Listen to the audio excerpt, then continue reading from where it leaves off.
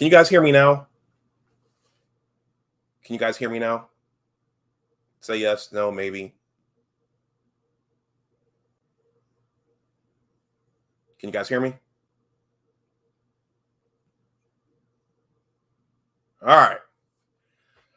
Yeah, I had to clear the cache. I was trying to upload video onto Instagram, and if you don't clear the cache, for those of you who don't know, that's an IT term. If you don't clear the cache, you can't add video into Instagram. And so when you clear the cache, that clears out all of your browsing history, and all your settings get removed and erased. But anyway, I digress. Okay, so guys, this is gonna be an open one. I'm gonna read one short article on the quarterback, the Michigan quarterback situation, and then I'm gonna open it up, and then I know Buckeye Alex has a lot of things to say. But I'm just gonna get out of the way and let Buckeye Alex get his 2 cents in. Michael, if you want to come up, Antoine, if you want to come up, Joseph, this is gonna be an open stream. We're 3 days away from kickoff. So I had Johnny on last week.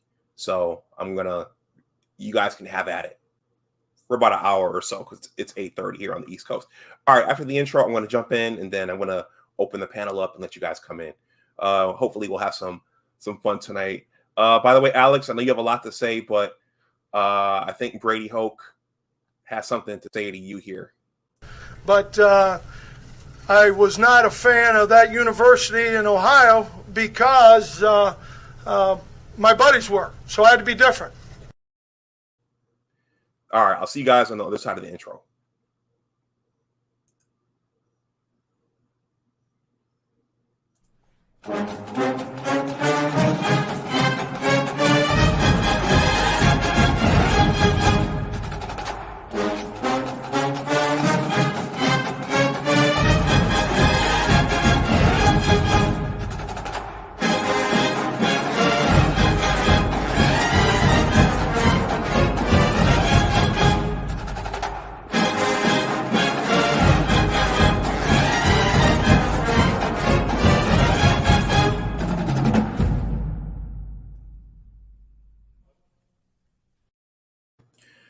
Oh yeah, Michael, I've made some show updates here. There's another YouTuber that Alex really likes called The Snowman in the Morning. I'm going to have him come over at some point and talk to us about what a bronzexual is. But Alex really enjoys that show.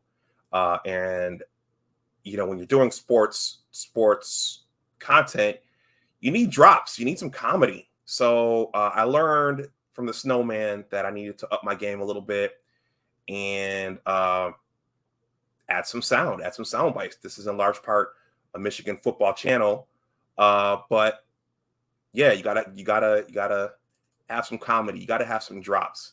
Give me 1 second here, guys. We have another Buckeye who just showed up here. We started the trash talk already. Antoine says more doo-doo balls. So he's referring to your buck nuts, Alex.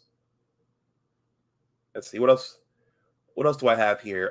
Since Raheem Gaines showed up, we're gonna start with a little bit of we'll do a little bit of Nick Saban, since we know how much Raheem Gaines and his brother love Nick Saban. So we'll start with Chef Saban. All right, and I'm going to continue to live that way and try to do what's right, and that's who Nick Saban is. All right, so regardless of what anybody says, that's who Nick Saban is. Hold on, guys. I had a little computer glitch. I might have froze there. Let's go back to what Coach Saban has to say. All right, and I'm going to continue to live that way and try to do what's right, and that's who Nick Saban is. All right, so regardless of what anybody says, that's who Nick Saban is. Oh, Abdul Gaines is here. So let's give Abdul Gaines one more of what he really, really loves. I don't know how else I can say it, guys. I've said it 3 different occasions. Well, then I guess I have to say it. I'm not going to be the Alabama coach. I think I've said this over and over and over again. All right. That's for you, Abdul. Guys, the super chat is live. If anyone wants to super chat anything, you can super chat me.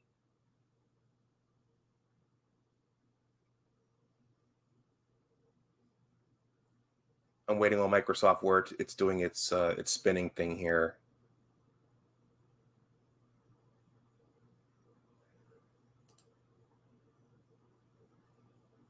Give me a sec. Okay, there it is. So the super chat is live. If you guys want to super chat something, you can do that. My Cash App and PayPal are here.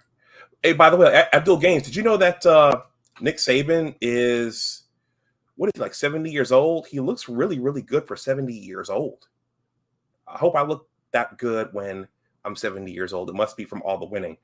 All right. So, guys, the news broke last week that the quarterback situation has not been completely settled. So whatever Jimbo and Matt Weiss are seeing over there at Osterband Fieldhouse or wherever it is they're practicing, it's enough. It was enough for Jim to come out and say, we're going to start Cade for the first game, and then we're going to start JJ for the second game, and then we're going to see what happens after that. So I've never seen anything like this. When I was a student at Michigan, we lived through this. Who's our starting quarterback? What time's the game? 3:30? You'll see then. Yeah, when I was a student at Michigan, we had it was Tom Brady and Drew Henson, and I've made that comparison here several times. And this is almost like Lloyd Carr, Tom Brady, and Drew Henson 2.0. I took a couple of drops from the Brady Six. If you haven't watched the Brady Six, that's a really good documentary on the 6 quarterbacks that were taken in front of Tom Brady. But for those of you who don't know, Tom had to fight off Drew Henson his senior year for the starting quarterback position. He won it. The rest is history. He was drafted 6th. No one thought he was going to be any good as a pro. I knew how good he was going to be just for watching him that senior year.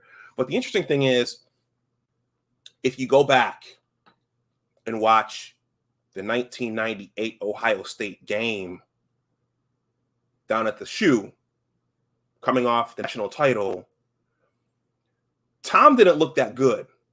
Okay. That was the year they lost to Donovan McNabb's Syracuse team. But Tom didn't look that good in that 1998 Ohio State game. And then you saw who he came back to be in his senior year. You saw what he turned into, what he blossomed to in his senior year. So then one of the questions is, will Cade make that jump? Because Cade, as Johnny talked about, as a lot of Michigan fans are unhappy about, Cade didn't look so impressive last year. He looked like a game manager. But will he make that jump this year?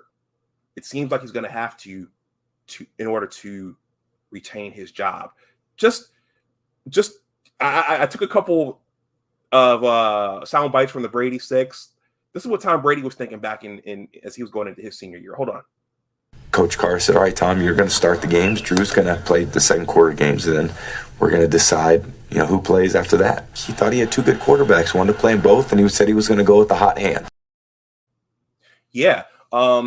So Tom and Drew were splitting the first half. Jim is going to give one quarterback a game, the next quarterback the game, and I guess they're going to decide then. But Jim is facing a similar situation that Lloyd Carr faced, and I think that Kirk Herbstreit nailed it. Lloyd is facing the same thing. If I don't play my phenom, Jim is facing the same thing. If I don't play my phenom, if I don't play my young upstart, what's going to happen to him? This is what Lloyd Carr was facing about 20 years ago. We had a chance to talk to some NFL personnel, and this one director of player personnel said he understood why Michigan is continuing to try to give Henson more and more opportunities to go out there and get experience, because his upside is so much higher than Tom Brady's. And I said, yeah, but Brady's the guy with the experience. He's the captain. 10 wins last year. He said, yeah, but he doesn't play Henson. He's got a problem, because then Henson's going to go and he's going to go play baseball. Okay. Now, Now, I don't know if Cade McNamara is going to turn into Tom Brady. I don't know if he's going to go win 6 Super Bowls, and I don't know if Cade McNamara is going to be compared to Joe Montana or what. But a lot of parallels here. So let me read this article, and then let me jump in because I know Alex wants to come up and talk smack to Antoine and Johnny Olden and everybody. Everyone, by the way, shout out to Johnny for coming on my show last week. Johnny helped me get some more subs. Johnny's created a lot of great content on the football team in the upcoming season.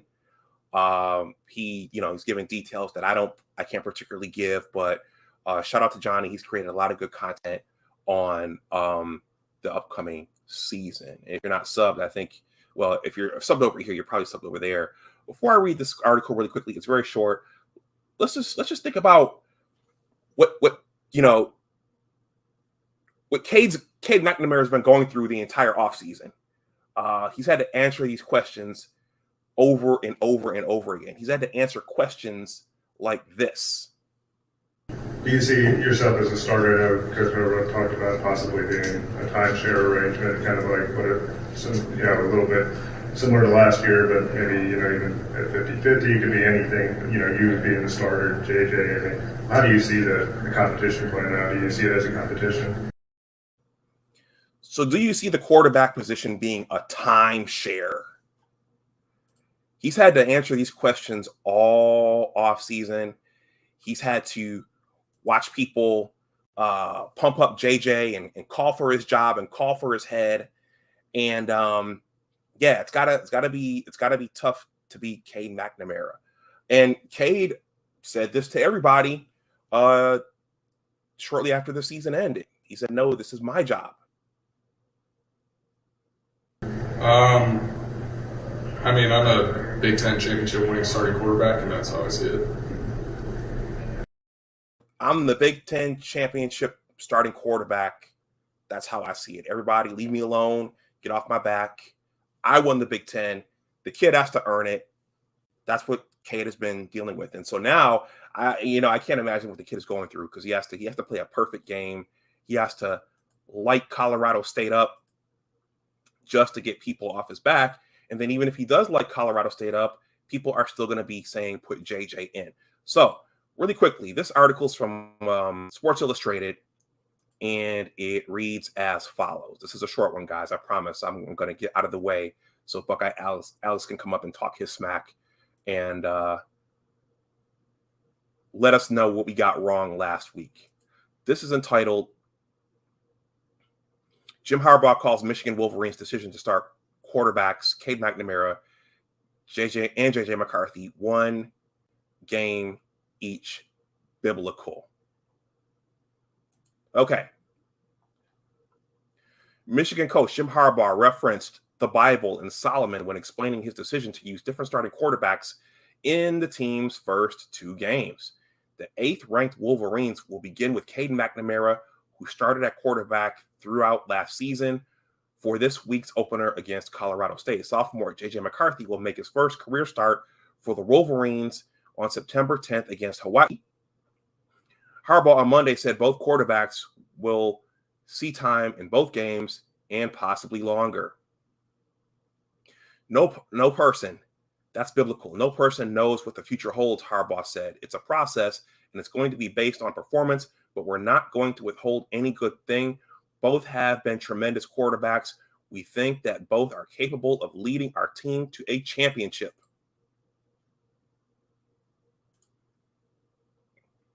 McNamara, in 2021, helped Michigan to its first outright Big Ten championship since 2003 and the first team's college football playoff appearance. He had 2,576 passing yards with 15 touchdowns and 6 interceptions while completing 64.2% of his attempts. McCarthy, a higher rated recruit than McNamara, but according to Alex, Ohio State didn't want McCarthy, so he must not be that good, or he must not be as good as we think he is. McCarthy, a higher tiered recruit than McNamara, saw time in 11 games off the bench, recording 516 pass yards, 124 rush yards, and 7 touchdowns, 5 pass, 2 rush. Rated by ESPN as the number 25 overall recruit in the 2021 class, McCarthy was limited during spring practice with a throwing shoulder injury. Some people have asked, how did you come to that decision? Was it based on some kind of NFL model? Harbaugh said, no. It's really biblical based. Solomon, he was known to be a pretty wise person. Harbaugh said both quarterbacks are playing their best since they arrived at Michigan. Cade is arguably one of the most improved players on the team. JJ did not have spring practice, but he has ascended to where he's at based on his performance. That's a really, really good thing. There's no demotion for Cade McNamara. It is a promotion for JJ based on what he's been able to do as well. Harbaugh also said the possibility of one quarterback entering the transfer portal did not factor into his decision to alternate starters. Okay. Before I bring Buckeye Alex up here or whoever else wants to come, I just want to, as if the quarterback controversy wasn't enough, there's bad blood based upon how the Big Ten regular season ended last year. We know that Ryan Day and Jimbo, they shook hands on the field of the Big House. They were amicable, but at the press conference, Coach Harbaugh said these legendary words.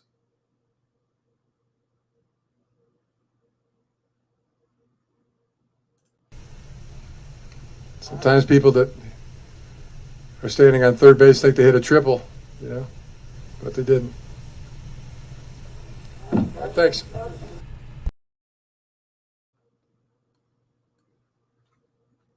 Let me say that one more time.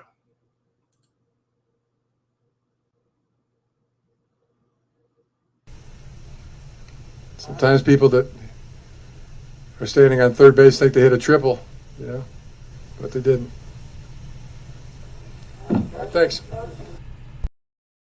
So in other words, Ryan Day inherited a full house, a full cabinet from Urban Meyer. So, and then at Big Ten Media Day, Ohio State's got Thanksgiving 2022 circled. They've got it circled. Everybody, they're sharpening their axe. They're sharpening their silverware.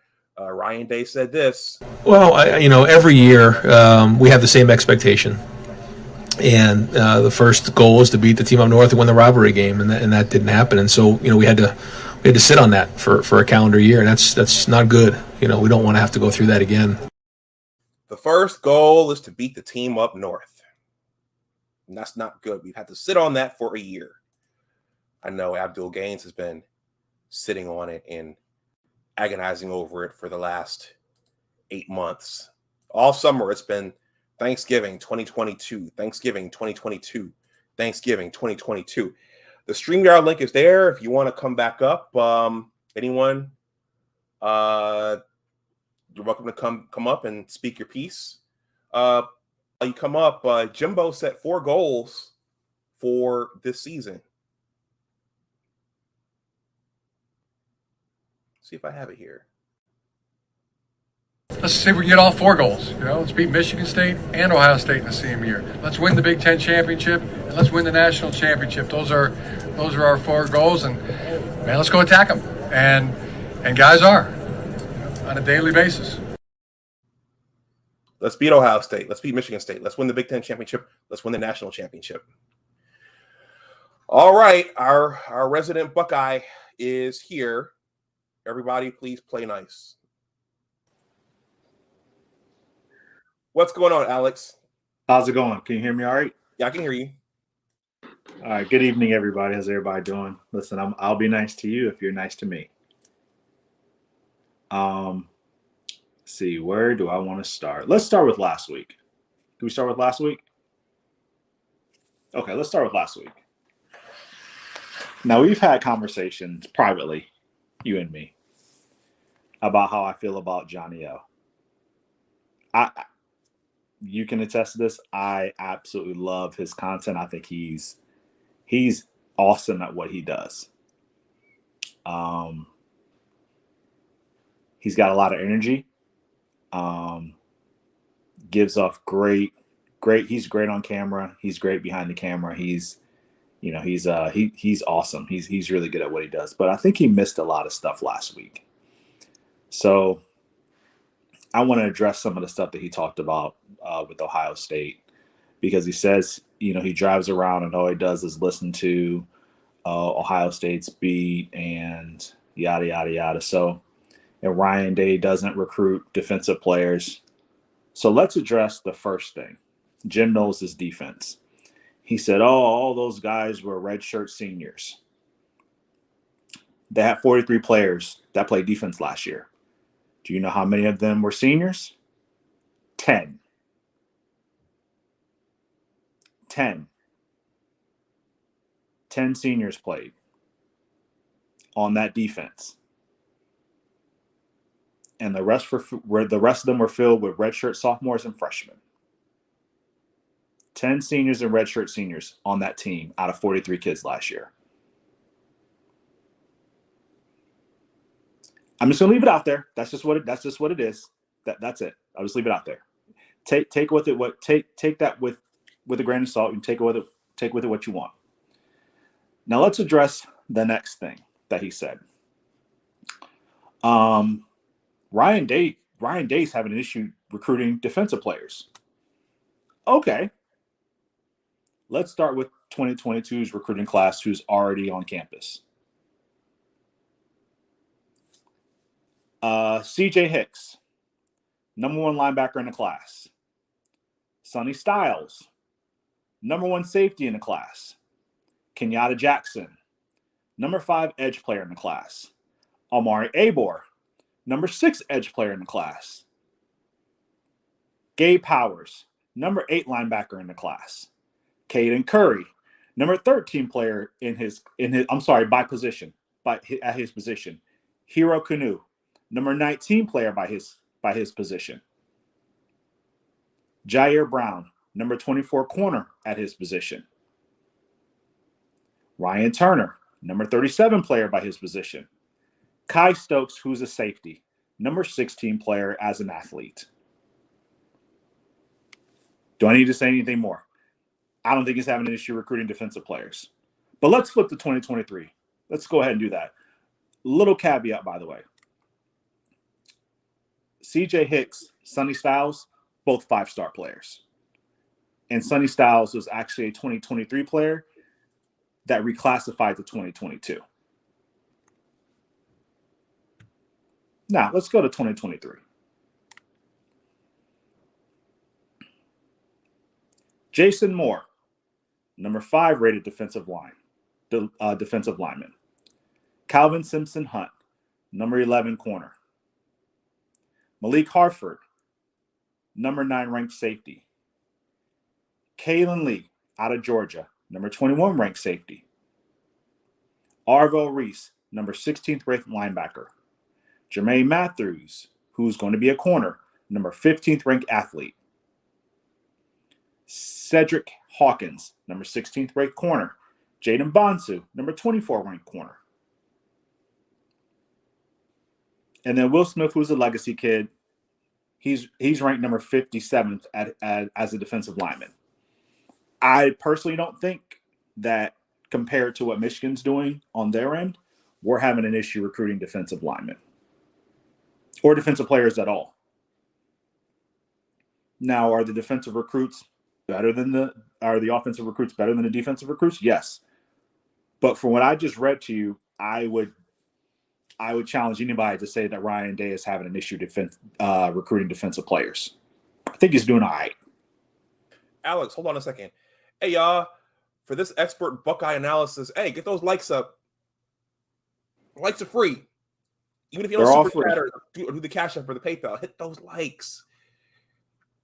Alex, go for it. You got some detractors in the chat there, but keep going. Okay. So let's flip over to see what Michigan's doing, right? Let's take a look. See, like, if you want to, Johnny was like, "Oh, I'll take some of the 4-star blah, blah, blah." Okay, let's take a look and see what Michigan's doing. Because here's the thing, it's not all bad. I'm about as fair as it gets across the board. It's not all bad. It's actually pretty impressive when I looked at it. Not as I don't think they're really like. Again, I've always said Ohio State and Michigan don't recruit the same kids, primarily because Michigan's academic standards are just higher than Ohio State's. I mean, everybody knows that. So, like, Michigan basically has a pool of a certain amount of kids, where Ohio State, they can just go nationwide and try to get who they want. Okay?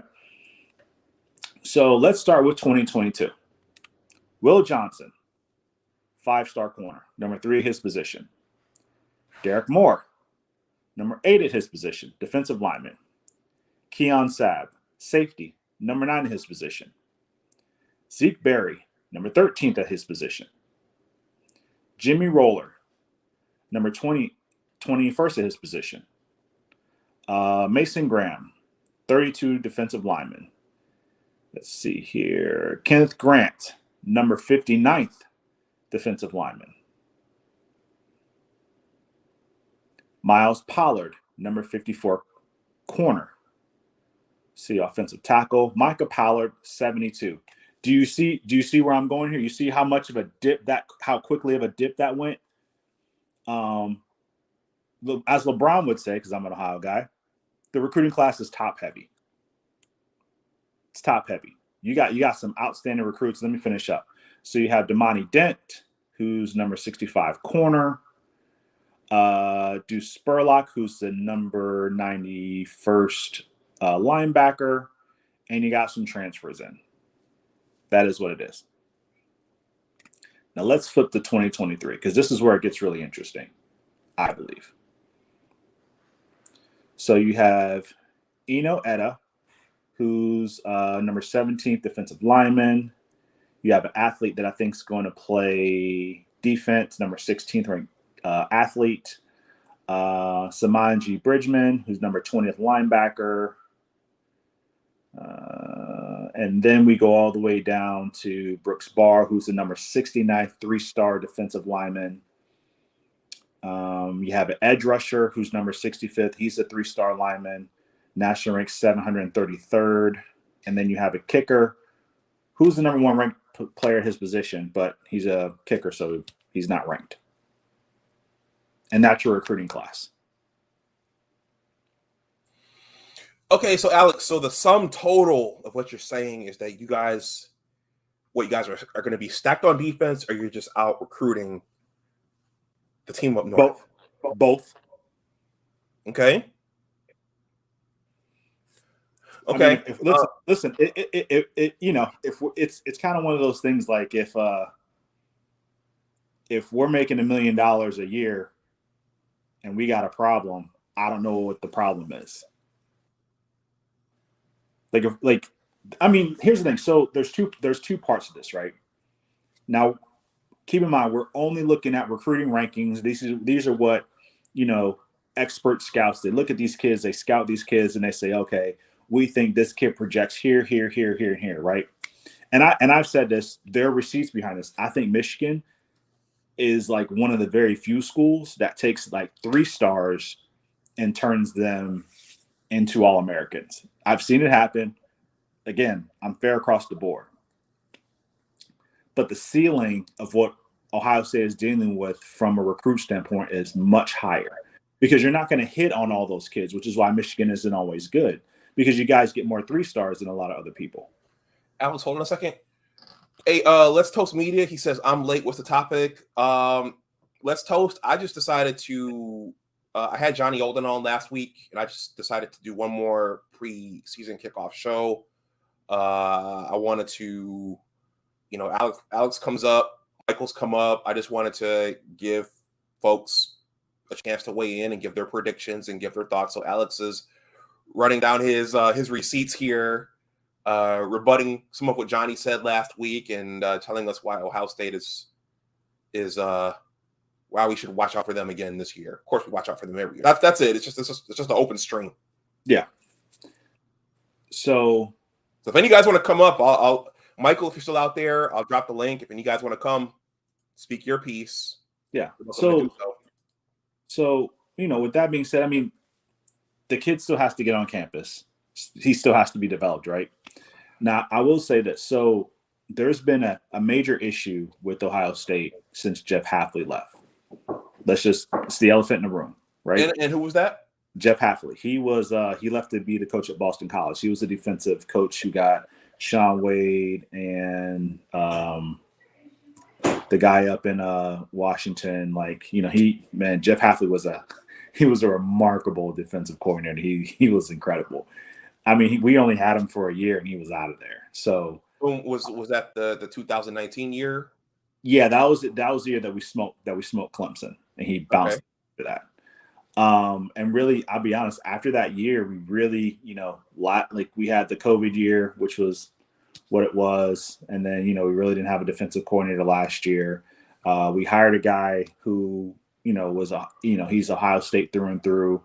We took a shot on a guy and, he did the best he could. He's not a defensive coordinator. He's a corners coach. And listen, there's nothing wrong with that.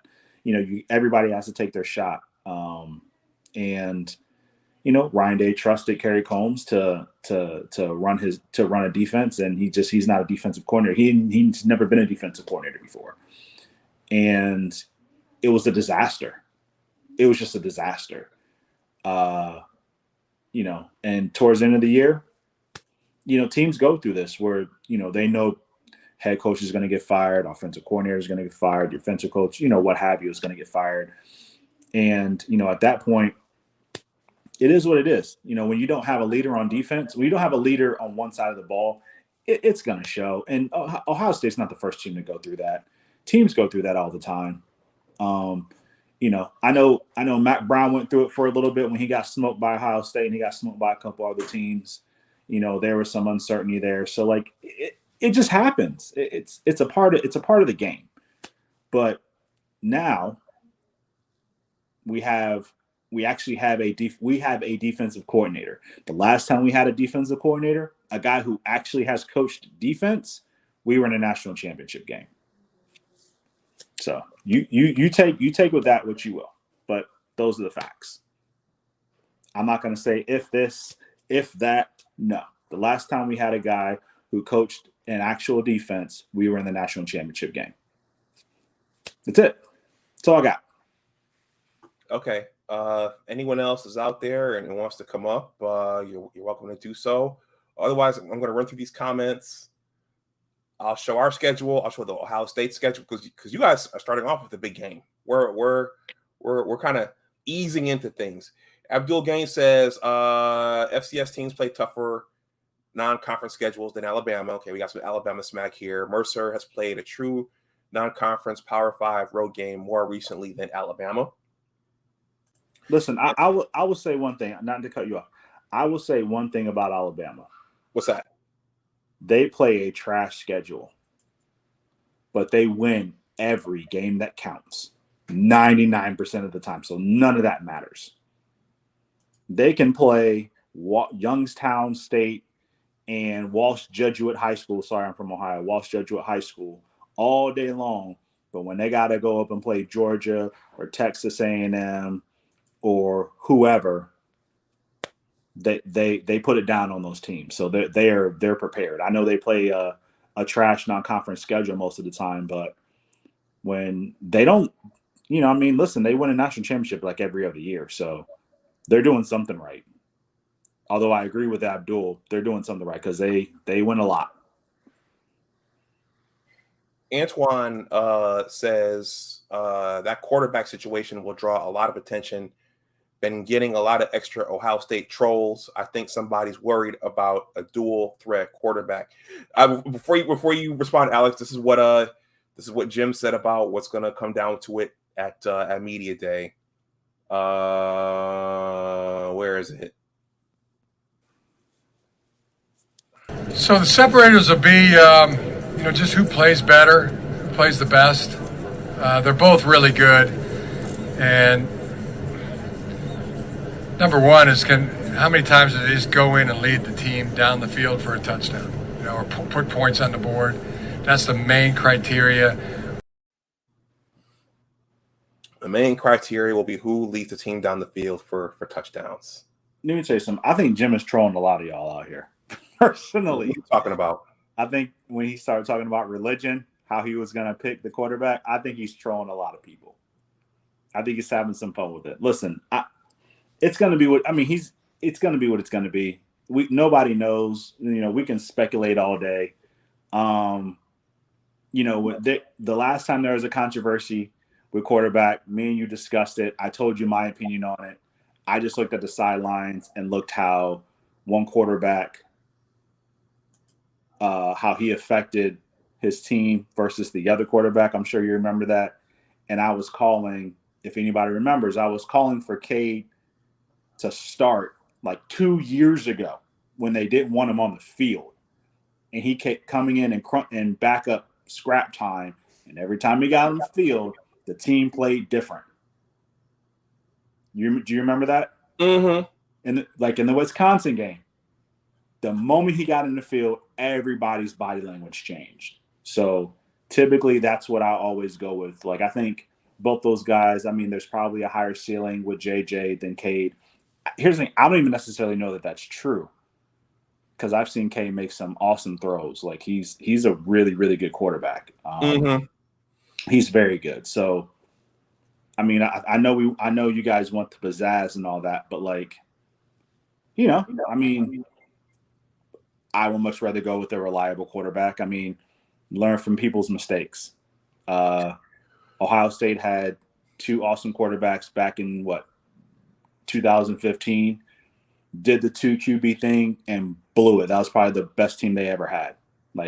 That year, that team was insane and they blew it because they were trying to figure out the quarterback situation versus just picking one guy and going with it. You had 12 gauge, you had JT. I would roll with JT personally, but that's just my opinion. But you got to pick one and just roll with it. You can't do this platoon thing because it messes up your team. Every time somebody does it, it always messes up your team. Mm-hmm. Okay. Everyone, once again, please hit the like button. Those are free. If you want to super chat something that's live, my Cash App and PayPal are out there. There's a question for you, Alex, but before I get to that, the Snowman has entered the building. I think he's a Northwestern guy. He is. He says, "Go Cats." Nice. Go Cats. I got one for the Snowman before we get off. Okay, so the question for you, Alex, someone's asking you to pull out your crystal ball. And Kenneth says, can you get your guest to give a prediction on the OSU versus Notre Dame game? Score-wise or man, listen. You have a first year starter quarterback, so I believe at Notre Dame. If you look at, I've done a lot of film study on Jim Knowles' defense, especially against Notre Dame. And for those who say that defense is not going to work in the Big Ten, you need to go watch that Notre Dame game. Go watch that Notre Dame game. For those people who are like, oh, it's a 4-2-5, it's not going to work. It's not about the 4-2-5. It's about the players that are playing that defense. I'll give you a perfect example. So, Sonny Styles is a 6'4", 250-pound safety. 6'4", 215. Safety who can fly. Like Ohio State is recruiting hybrid linebackers and safeties who can fly all over the field. So yes, is it a 4-2-5? Absolutely. But they're running 3 safeties, and 2 out of 3 of those safeties are hybrids. They're like linebackers. They're 6'4" and can fly and catch the ball and do all types of stuff all over the field. So people who just throw that opinion out, they're just it's an easy opinion to throw out, and it's lazy and it's ill-informed. That's just what it is. So, but anyway, back to my prediction. Man, I don't know. I'm thinking maybe 41-27 Ohio State. Maybe they pull away in the third quarter. It's a home game, so I'm going to assume that they'll be ready. They'll be ready to play. Like I said, the last time they had a defensive coordinator, it turned out turned out to be a really good season. So I'll hang my hat on that. Like I said, I've been watching Jim Knowles' defense, and he doesn't have the players that Ohio State has. I know that. Like, he didn't have that at Oklahoma State, but those players are really good. Listen, I think that if he would have stayed, they probably would have been probably a number 2 or 3 ranked defense, maybe number 1 ranked defense this year, because they didn't lose a lot. They only lost 10 guys, or 11, because Tanner McCallum he transferred to Ohio State. But if Jim Knowles stays, Tanner McAllister stays. So like he only would have lost 10 guys off of that defense. So I think they would have been a problem for a lot of people. But yeah, I'm probably like 41, 42, 27 around that. I think, you give them at least 10 to 15 points, somewhere around there. I think they pull away. I don't think it's going to be a blowout. I think Notre Dame is tough. They're a sound football team. So. Well, the other talk is that Marcus Freeman is that guy. He's gonna make Notre Dame. He's gonna return them to prominence. I mean, they haven't been prominent since, I don't know, since before I was born. I'm like, what, 40 years, something like that. Yeah. So yeah, before I was born. But listen, I like Marcus Freeman. I think he's done some idiotic things this summer that don't make a lot of sense. But like what? I don't know. Trashing his alma mater for no apparent reason. Trying to steal Ohio State's coaching staff. He tried to poach out a few coaches from you guys. Oh yeah, he tried. He tried to get Larry Johnson. He tried to get Tony Alford. He tried to get our wide receivers coach, which, basically his hand is pretty much in the offense at this point. So, he tried to. I mean, listen, he got out Washington. Washington's a hell of a coach. So, I was really upset that throughout this process he was one of the guys that we let go, because I really, really liked him a lot. He's the guy he's the reason why we got Sonny Styles and CJ Hicks. So, he's a great coach. I mean, that he came from you guys. We got him from. Mm-hmm. I mean, you know what he can do. He's a heck of a coach. And he's a heck of a recruiter. So that one stung. I would have not liked to let him go. I would have liked to keep him in some capacity, but it is what it is.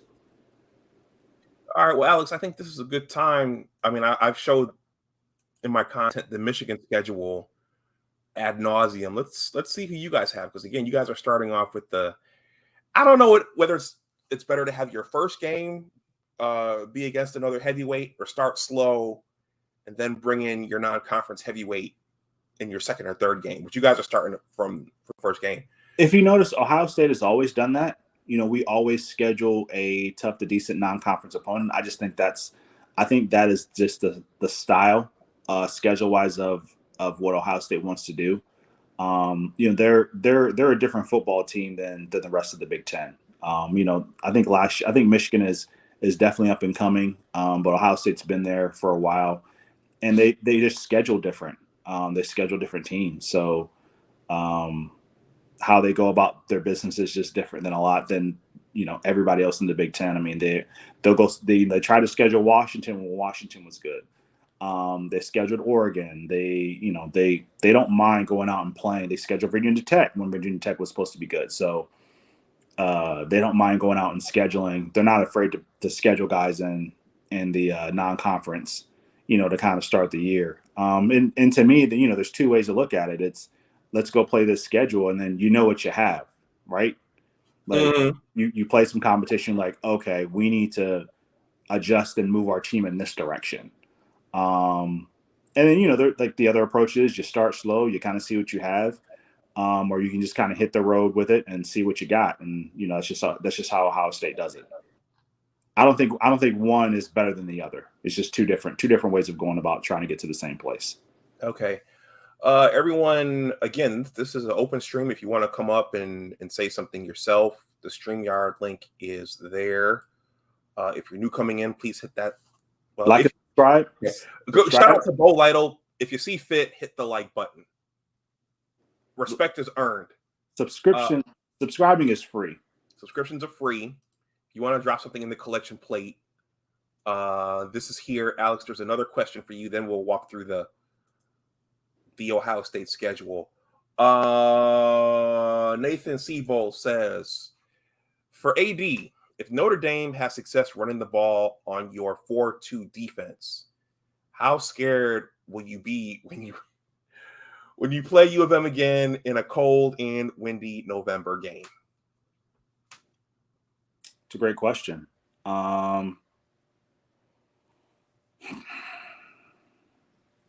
Listen, if that's what it is, they'll have to fix it. I'm going to assume. So I look at things a little differently than probably the average person. One, because I played football. I've coached football for 15 years.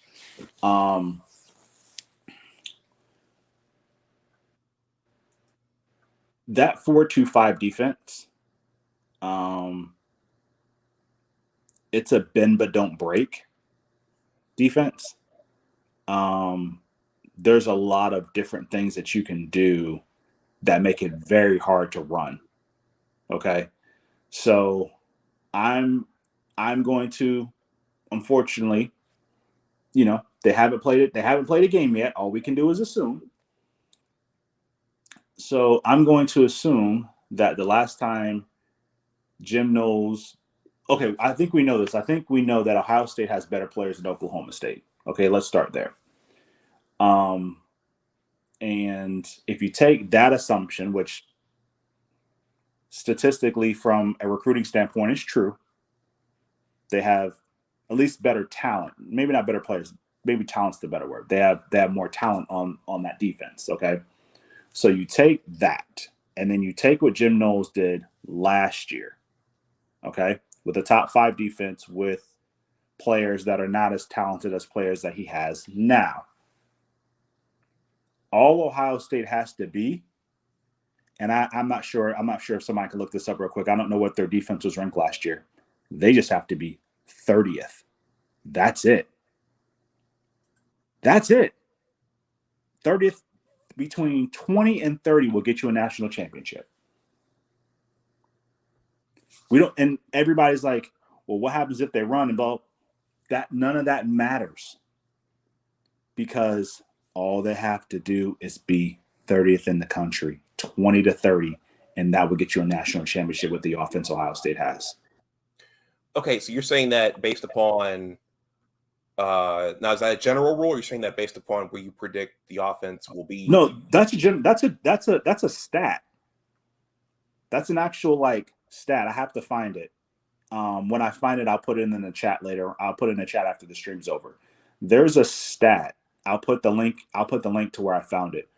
Like the last 10 national champions they haven't had top ranked defenses. I think the lowest rated was 30. Mm-hmm. And the average was 20. That's it. Okay. Listen, if Ohio State, they have the best offense in the country. Everybody knows this, right? If we score 40 points a game, all we have to do is give up 39. We couldn't do that last year because our defense was horrible, because we didn't have a defensive coordinator. We have a defensive coordinator. And the last time he had a team that wasn't as talented as the one he has now, he literally shut Notre Dame down. And Notre Dame and Michigan are virtually the same team. Oh.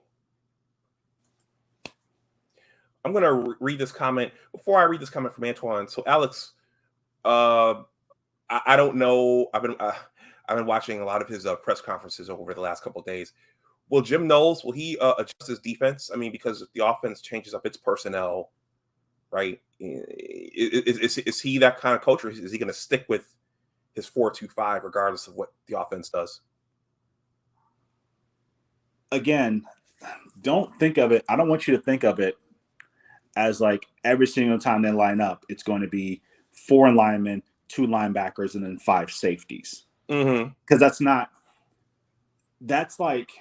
that's the general basis of the offense, right? So imagine you have 4 linemen, because you're probably going to have 4 linemen, right? Mm-hmm. You have 2 linebackers. Mm-hmm. you have two hybrid linebackers, and then 3 corners, or 2 corners and another safety, right? So let's say you have a traditional safety, 6'2", and then you have 2 hybrid safeties, or you have a hybrid and a box safety that plays in the box. So let's say you have a 6'1", 230, which is basically almost a linebacker. Then you got another kid who's like 6'4", 6'5", about 230, which could play linebacker or safety. And then you have traditional corners. So it's not, I think when people say 4-2-5, all they're thinking of is 3 or 4 offensive linemen, 2 linebackers, and then a bunch of 6-foot guys, a bunch of like 5'9" to 6-foot corners. That's not what he's doing. And the defense attacks from all over the place. They are an aggressive attacking defense. So you got a guy. So you can have a guy who's 6. You can have a box safety to make sure that you can't run. You got another 6'4" guy to make sure you can't run. And then you still have your 2 linebackers that you have to account for. And then you have your traditional safety, and then maybe a corner. There's so many different disguises and coverages that you can do out of that defense, which is why it's so good. He's good at what he does for a reason. So don't look at it traditionally as you're going to have, a couple 6'4" guys up front, maybe 1 or 2 6'2" or 6'3" guys behind those guys, and a bunch of 5'9" to 6-foot guys. That's not what this looks like. If anybody remembers the guy out of Clemson, he's a freaking freak. I can't stand him because he was all over the field. Isaiah Simmons. You guys remember Isaiah Simmons? So that is almost identical to what Clemson runs, is a 4-2-5. But they're deploying their weapons defensively all over the field, and they're not little corners. They're big, like Isaiah Simmons, 6'5", and can run like a 4-4. Like, you throw a ball. I've seen Isaiah Simmons track a ball from one side of the field to the other and pick it off by the time the ball got there, and it was a good 40 yards. I've never seen anything like it before. But like those are the defenses right now that are getting installed in the NFL. People just don't see it, but it's there. They're not saying, oh, every team's running a 4-2-5, but no, like, teams are looking for these hybrid linebackers, safety freaks that they can put on the field and just be like, okay, go do this. And then we're just going to find a bunch of different ways to deploy you regardless of whatever we're running. And that's how you really need to look at this 4-2-5, because that's what Ohio State's trying to do. They're trying to get the biggest, strongest athletes and just let them run all over the field. So, it doesn't matter if you're running a 4-3 or a 4-2 or 4-1-6. It doesn't matter. What matters is the players that you have on the field and the position that you put them in to be successful. But if you want to understand this, watch the clips of the Notre Dame game, because they were doing Notre Dame did something in that first half, and they had some idiot blown plays. Jim Knowles figured it out, and they didn't score a point for the next 25 minutes. It was just shut completely down. Can't run the football. They were only getting about 5-yard passes. He shut everything down. I was watching it today, and I was just like, holy crap. Like, if our defense looks a fourth of that, it's over. Just a fourth of what they did last year. That's what I'm saying. Like, we don't need to be a top 5 defense. We only need to be 30. I think that's what everybody's missing. They're like, Jim Knowles is the best defensive coordinator in football, probably next to Nick and the guy who's now the head coach at Oklahoma, Brett Venables. Brett Venables is incredible. But outside of those guys, no one's up there. He's in that class of of a defensive coordinator. I mean, he's a brilliant defensive mind. But like I said, you don't need to be all world. You don't. You just need to be, and you just need to be top 30 and below. That's it. That's all. That's all you need. You don't need the world. You just need a couple states. Okay. I want to get through the schedule, but you guys just keep commenting here. Let's see. All right. Well, I'll tell you what. You guys keep commenting in the chat. We'll walk through the schedule real quick. Okay. So you guys start with Notre Dame, Mm-hmm. and then you guys host Arkansas State. Okay. Notre Dame, Arkansas State, Toledo. So you get your tune-up games right there. Yeah. Then your Big Ten play starts on Saturday, September 24th. Mm-hmm. You guys host Wisconsin. Mm-hmm. You guys host Rutgers. Mm-hmm. You guys go up to East Lansing. Okay. You guys host Iowa. Yeah, the last time listen, if Iowa had an inkling of offense, I'd be terrified of them because they are a very tough, sound football team. I privately am a huge Iowa Hawkeye fan. Okay. Let's see. So after you host Iowa, you guys go out to Happy Valley. Like Penn Listen, State. let me tell you something about that Happy Valley game. Yeah. If it was at night, I'd be worried, but I'm not. But it's not. It's a day game, which is, I don't know why they flipped it, because that's usually a whiteout game. It's always been a whiteout game, but they changed it this year, and I'm not sure why. Mm-hmm. Okay. You guys are at Northwestern. Shout out to the Snowman once again. You guys host Indiana Mm-hmm. on November 12th. You guys come down here to College Park, Maryland. Maybe I might go to that game. I might go just to see the Buckeyes live and in person. And then you host my team for Thanksgiving 2022 on Saturday, November 26th. I'm sure many people are seeing that as the battle for the Big Ten East. Let's see where it is at that time. Do any of these games particularly scare you, or you think you guys are just gonna maul through everybody until you get to us? No, I'm not really scared about any of them. I looked at the schedule a couple times. The only team that, I want to say Penn State, because Penn State always gives us a tough game.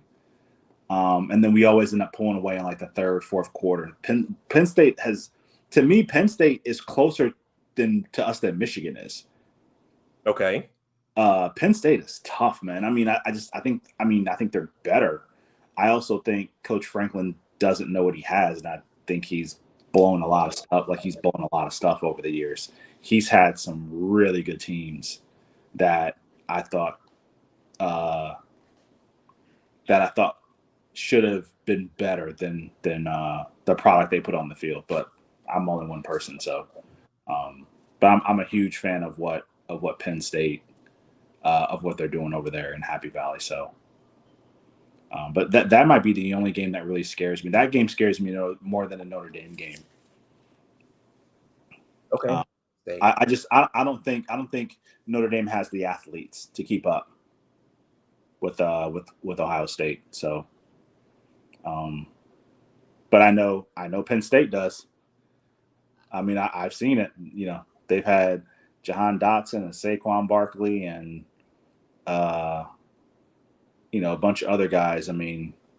They got some guys that can fly over there. I don't know where they come from, but they can fly. He recruits the heck for that school, man. He's Coach Franklin. He's a hell of a recruit. He's got a great staff over there, but it just, for some reason, just doesn't correlate on the field. It's like, they get the recruits, but I just think there's a serious lack of development there. They recruit better than Michigan does, and yet Michigan's better than them. Like, I don't get it. I don't understand. I don't know. I don't know. Like, it baffles me about that one. So, okay. I'm going to run through these comments, Alex, then we'll wrap up. Unless anyone else wants to come and say something. Antoine says, with a 4-2-5 defense, you usually have heavyweights up front. Ohio State is lean and built for speed, not power. that's not true. He also says, all right, man, I don't want to be out here all night. Antoine says, Ohio State front is built for the rest.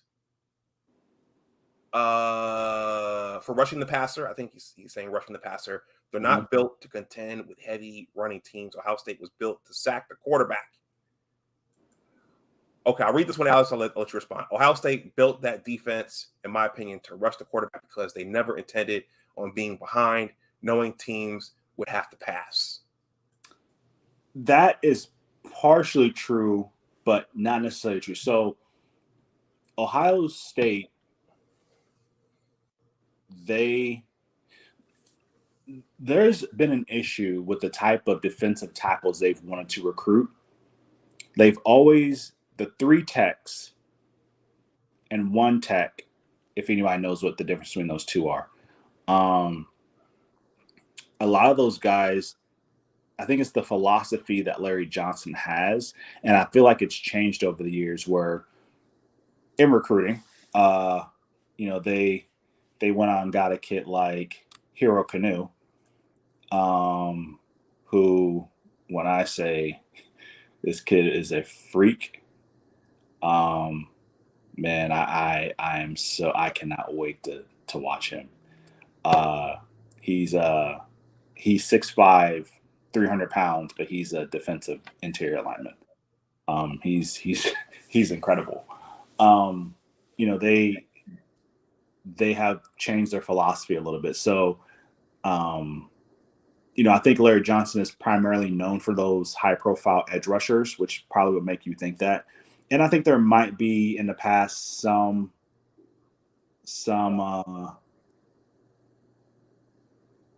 agreements to that, because Ohio State, they jump on teams early, then you have to pass, and then let those guys put their ears back and let them just run. But I think there's a lot more balance of what they're trying to do these days, because you still have to get through the Big Ten, so you can't just fly through everybody. But I think there's probably some truth to that. I mean, I think that's just complimentary football, to be honest with you. But I don't think that they're just putting all their eggs in one basket and not trying to get interior alignment, because recruiting says otherwise. So the facts are there. Okay. Account 22 has taken exception to your comment that we and Notre Dame are the same team. He says, no, same team. Notre Dame doesn't have nearly as good as wide receivers as Michigan has. He said also a much weaker secondary than Michigan. No, listen, Michigan lost a lot in their secondary last year, so let's not do that. They lost a lot, but I could see where you could argue that. I mean, this year is different than last year, because your best wide receiver, I think he tore his ACL, so he didn't play last year. Mm-hmm. And listen, big fan of the kid. Can't catch a slant, but can catch every acrobatic catch known to man. But he can't catch a slant. It's the strangest thing in the world. But if you throw like a ridiculous acrobatic ball that he's not supposed to grab, he snags it out the air. Who are you talking about? Ronnie Bell. Which huge fan. Like I like him. Like he's tough. But would I take him over Jackson Smith and Jigba or Marvin Harrison Jr.? No. But I mean, you can make that argument. I probably would agree with that. That they don't have the. I mean, when I look at Michigan, I look at Notre Dame. They're primarily built offensive line, running, explosive tight end. A couple explosive wide receivers and a solid running back, which they're primarily the same. I mean, there might be a chip here or there where like one might be better than the other, but I think primarily if you look at both teams, they're very similar. They're built very similar. Antoine says, keep in mind, Ohio State is thin on linebackers and corners. Okay. He says Ohio State can't handle the run game with regular linebackers. This guy, he has no idea what he's talking about. I'm going to say this. I'm only going to say this one more time. All right. Go check the tape. Ohio State had a tight end and a running back playing linebacker last year in the Michigan game. Two tight ends and a linebacker playing linebacker, two tight ends and a running back playing linebacker in that game. So, like, listen, we had some departures. We're not thin at linebacker, actually. We have like 9 or 10 linebackers on scholarship. We're not thin. We were injured. That was the issue. Like, everybody got hurt, like one by one. And that's just, seasons go like that. That's just how stuff goes. But don't, like, saying you're thin at linebacker is saying, like, that's just completely ill-informed opinion. But I digress. King Williams, I think he's corroborating what you said about just needing the 30th ranked defense. He says, when you have a great offense, all you need is a middle of the pack defense. Just need to get stops when they need them most. Yep. Antoine says, the only way that defense is good at stopping the run is if teams are running east and west instead of north and south. Let's Toast Media says, but the Big 12 offensive and Big 10, the Big 10 offenses and Big 10, the Big 12 offenses and the Big 10 offenses are different in terms of style from LSU. Yeah, I mean, every conference has a different style of play. So but the fact of the matter is, when you played a team that was very comparable to what Michigan does, it was extremely effective. So what that tells me is that it's effective stopping the run. It's effective stopping the pass. You don't need to be top 5. You only need to be 30. That's it. He says, if they are fast, but they are not physical against the best O-line or top O-line in the country. Antoine says, yes, college football is adjusting for pass-happy teams. Jim Harbaugh,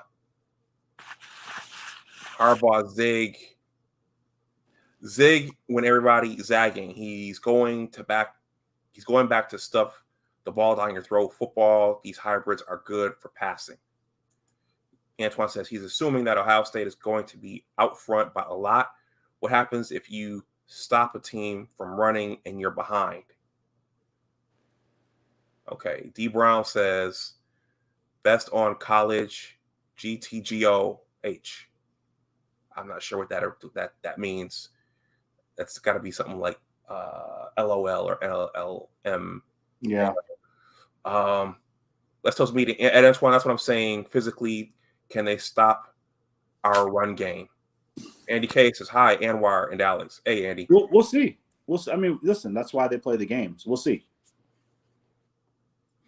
Antoine says, I understand what he's saying about hybrids being able to deal with the run and pass, but what happens when a team says, no, we just going to smash you, now get big, with a laughing emoji.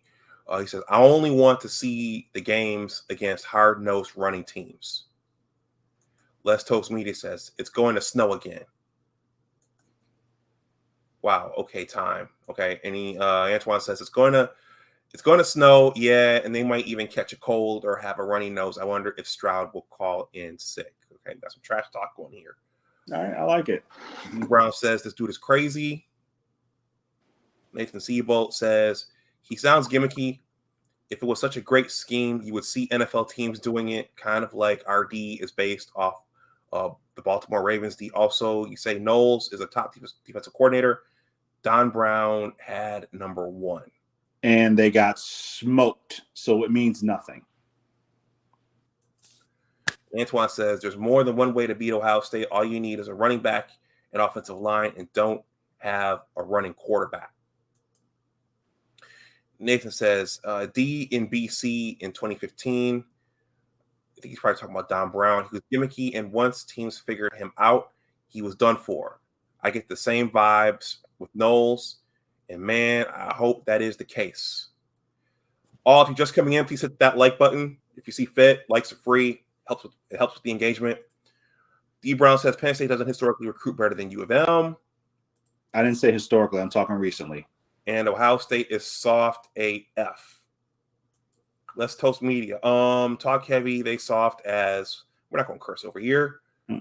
Antoine says you can want to do something different, but those guys are lean, they're built for speed, not power. That's why they get pushed around. Michigan got way more secondary talent. In fact, Michigan will be better in the secondary. Antoine, you are going ham in the chat tonight. Michigan secondary is deep, super deep. We're just about at the end here. Letos Media says that Penn State game, he dropped a slant. He's talking about Ronnie Bell. Yeah. He sat in the zone, but damn, I thought we had that. Well, we're not going to go back there. People kill me with comparisons. Ronnie Bell don't have to be better than Smith or any other Ohio State receivers. He has to actually beat your corners. Let's Social Media says, yeah, Tony, he talking. Abdul Gaines says, Mets win. Okay, the Mets won. He's in my football stream talking about the Mets. Figures. Yes, you're thin at linebacker. They're not ready to play. Adrian Roberson, we hear that. We're thin at rush end all day long. Sounds like a Buckeye fan. Then why would you change a safety to linebacker? Why not get one of your highly touted, plentiful linebackers to play? And I think I have some spam here with something about dating sites. Let me hide this. Let me block this person or this bot. Okay. A few more, and then I'm going to wrap up. Nathan Siebold says, I can hear Jim Knowles now after the Notre Dame game when commenters bring up how the OSU linebacker / safeties got run on. Nathan says, talk to me. I'm 40. I think that's in response to the spam I just got. Antoine says, yeah, Don Brown was an idiot. That fool would never play zone. And then Adrian Robertson says, man, Don Brown just couldn't adjust. Alex, I'm going to give you the last word, then I'm going to go over our schedule, then I'm going to wrap up. Yeah, I mean, listen, saying that guys get pushed. Listen, it's all, none of that matters. The commentary is great, but we'll see. We still got to go out and play the games. So we'll see what happens. And I'll just leave it at that. I'm excited. Listen, I am the guy, I'm the OSU guy, but I'm the guy from day one that said college football is always better when Michigan is good. That's it. It's always better. It's not fun when you're beating a team, 19 out of 20 times. It's not fun. But now we have something to look forward to, so I'm excited about it. Yeah, I agree. Yeah, let's be thankful that our team is well, Abdul Gaines says something. Let's see what he says. He says, I think we're going to see Knowles show out Saturday night. Abdul Gaines, speaking of which, I know you were very outspoken about how much Jim screwed things up by interviewing at Minnesota. This is what he had to say at Big Ten Media Day. Abdul. I don't apologize for staying in Michigan. And there was the one day, I think February 3rd, where, I was doing the interview and we'd talked to the players and said, here's what's happening. And Jim doesn't apologize for being in Michigan. Okay, we've lost Alex. All right. Let's Toast Media says if Ohio State loses to Michigan, Day is on the hot seat. Abdul Gaines says, I think we're going to see no show on Saturday. Let's Toast Media says, OTS going to get spooky Saturday night. Them Irish going to pull a rabbit out the hat. Antoine says, I agree with that last comment, Alex. That's the best. That's the first sensible thing you said. Man, you're going at Alex. Abdul says, I don't apologize for staying in Michigan. Abdul, you like that so much, I'm going to play it again. I don't apologize for staying in Michigan. And And there was the one day, I think February 3rd, where I was doing the interview, and we had talked to the players, and said, "Here's what's happening." And Abdul, you swore he should have been fired. You swore Jim should have. He was messing up the program, but he came back and he's still here. Jim is still here. You keep writing him off, but he's still here. All right, I'm gonna Hey, you know what? I'll play one more for you guys. Jim said this about the team and why he feels good about this year's team. They're very respectful. I would even go as far as to say this is the most respectful and most well-mannered team I've ever coached. And I'll take maybe just a little bit of credit for that. I mean, that's parents and families. One of the best teams he's ever coached.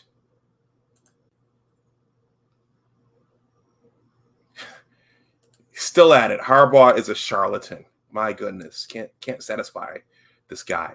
Okay, the Michigan football schedule. So kickoff is on Saturday.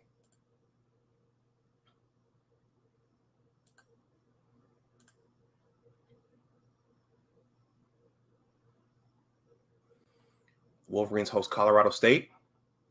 The next week it's Hawaii. Cade's going to start against Colorado State. JJ's going to start against Hawaii. The next week it's Connecticut. Who's going to start that game? We have to wait and see. Big Ten play starts with Maryland on September 24th. We host them. This is a game I'm afraid of here. The Wolverines go out to Iowa. Never a friendly place to play.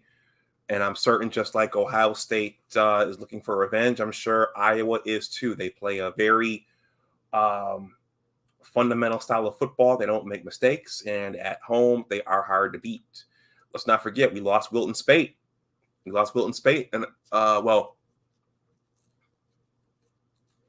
Wilton Spate broke his collarbone out in Iowa City. And that arguably affected the outcome of the 2016 Ohio State game because he wasn't the same player. So Iowa's a tough place to play. That's a game that I am afraid of. This bot is back. I don't know. Block user.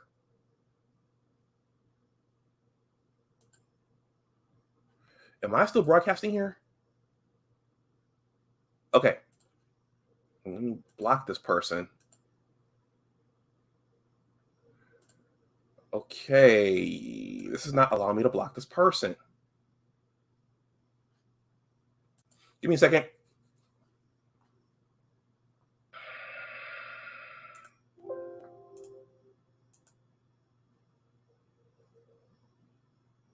Shoot, whatever this is.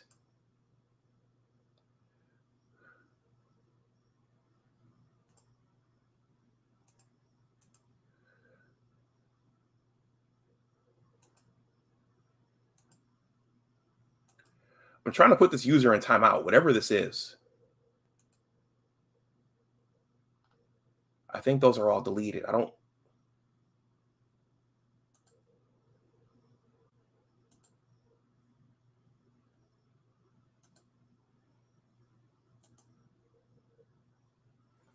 Deleted. This is crazy. And Antoine, I appreciate that. I don't want my channel to go down. So I better, for some reason, whatever this is coming after my channel right now. Okay. Iowa, that game has me concerned.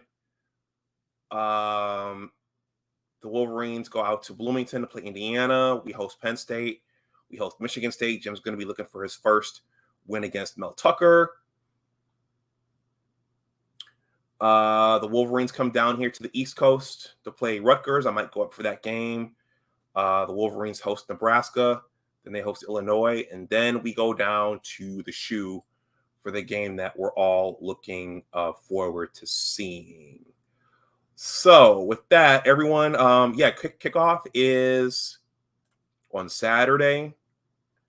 I mean, that's probably going to be a win for us, but I'll probably do a post-game show on Saturday afternoon because that game is at 1 o'clock. Noon. It's at noon. So I'll probably do a quick post-game show. I don't think there'll be much to talk about. I expect that that's going to be a lopsided win, but we've been wrong in the past. I'm thinking about Appalachian State. I'm thinking about Army the year after the Revenge Tour season.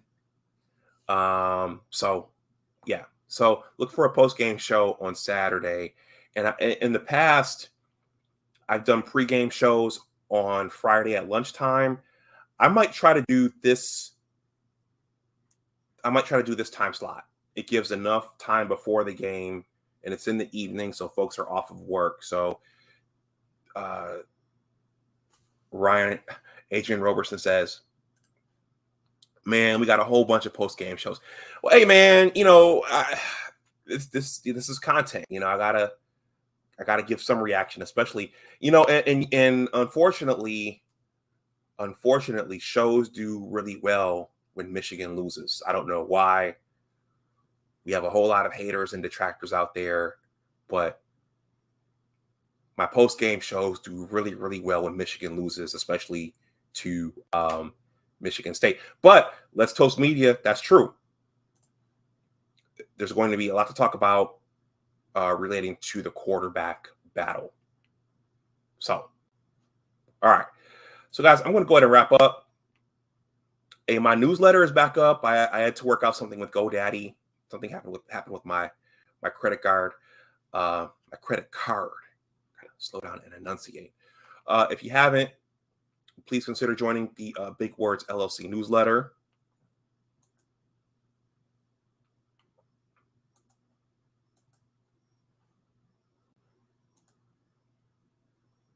There's a bruh there. I think it's related to this. Michigan is a team that everybody loves to hate. They're jealous. Yeah. People celebrate when our team loses. Bruh. Nathan says, great show. Thank you, Nathan. Thank you for stopping through. I want to thank everyone for their participation. The Big Words LLC newsletter is below in the description box. The link is here. I'm always looking for new names to add to the list. In addition to being a YouTube content creator, I'm also a writer working on a book. Adrian says, I just subscribed. Adrian, thank you. Much appreciated. Much appreciated. Just subscribed. The link to the newsletter is there. I am working on a sports related book. It is called Engineers, a Western New York Basketball Story.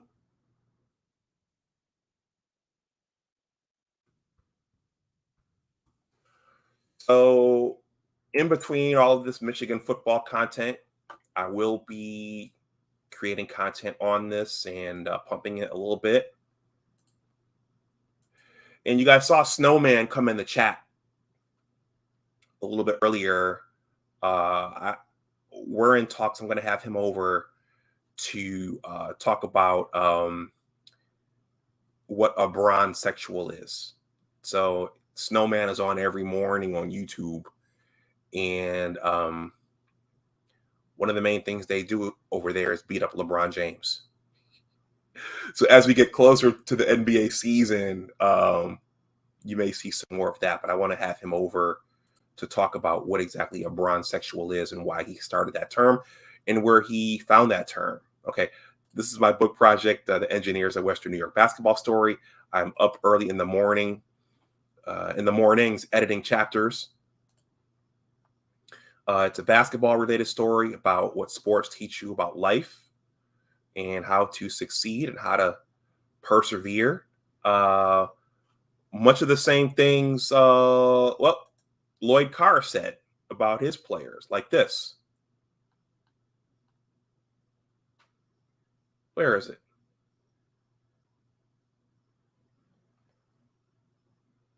Where is it? In today's world, intercollegiate athletics at a place like Michigan, the pressure on those guys is unbelievable. And they got to want that pressure.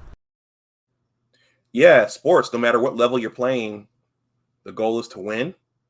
And, by going to practices and working with any coach, you learn something. You learn about your sport. You learn about life. You learn about adversity. And that's kind of what this book is about. It's a two-parter. So the description is here. There's me on Inauguration Day. Everyone else was huddled around the house in front of their TVs watching President Biden and Vice President Harris get sworn in. I was out in the forest in Maryland taking pictures. You guys, there's the stories there. This is below in the description box. Yeah, guys, sports matter. I mean, they're a distraction for a lot of us, but a lot of us learned about life and how to succeed in our careers through sports. So there's video content, some of which on this channel. I actually called The Huge Show. The Huge Show is based out of Michigan. It's a really good show, and I called that show the day that Dean Smith died, and I gave my testimony about a coach who touched my life, and it's on this page. But that video is here on Big Discussion 76 Sports. It could use some more love. So there are promotional videos. More are on the way, and then there are written pieces down here at the bottom. So these are all print. These are interviews I did with basketball players from Western New York, which is where I'm from. And then there is a comment section at the bottom. If you have time and take the time, some people believe people don't read anymore. I read. A lot of people don't read. They just watch video. And that's okay. That's okay.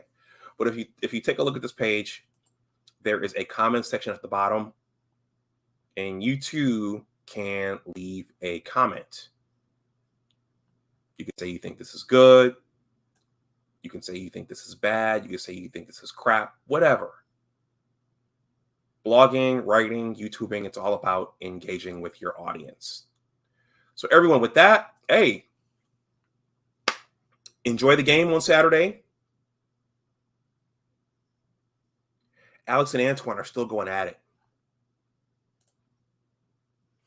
So everyone, enjoy the game on Saturday. Our game is at noon. Ohio State, they're hosting Notre Dame. That's a primetime kickoff on ABC. So, look for something on Saturday. It might be quick. And then also for the NFL is about to kick off. My Buffalo Bills. Our season opens next Thursday, so I might do something on Sunday related to the Buffalo Bills. So, Adrian Roberson. I wonder if Abdul Gaines is still out there. Adrian Roberson says, Team Kyrie here. Yep. I think LeBron owes that one title he got in Cleveland to Kyrie because Kyrie hit those last-minute three-pointers against Golden State. Account 22. Oh, we got some LeBron James fans here. He says, LaQueen. Okay. That's a different stream, a different topic. We can beat up LeBron in another offering. Or we can even question who the GOAT is. I'm sure when Snowman comes over, we're going to talk about who the GOAT is. All right, everyone. If you're watching on the playback and you want to make a donation to the channel, my Cash App and PayPal are below in the description box.